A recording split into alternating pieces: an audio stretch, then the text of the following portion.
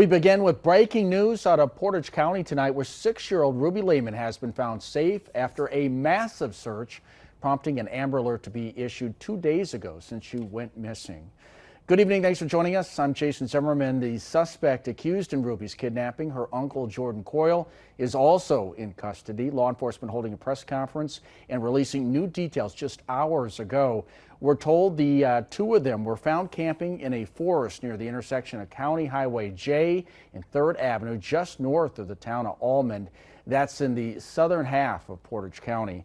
Acting on information that Coyle was still in the area, a grid search was conducted this morning involving about 50 law enforcement officers. By early this afternoon, the assistant chief with the Plover PD noticed an area with grass that was laid over heading into some woods, which led to officers eventually finding Coyle's truck and then Ruby.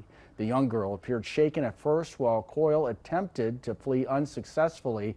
This was just before 5 o'clock. Here's how the Portage County Sheriff describes it.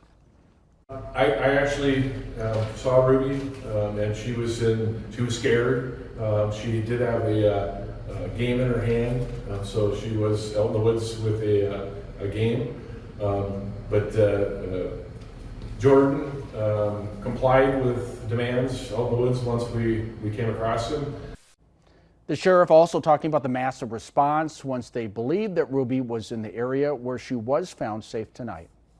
Here just in Portage County, we had thermal drones, we had dogs, we had personnel, we had tracking devices, we had all kinds of things. We had cameras that were set to assist us in our investigation.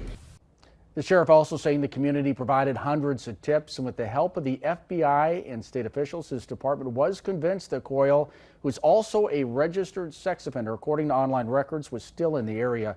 Since the investigation is still ongoing, law enforcement would not provide any information on pending charges.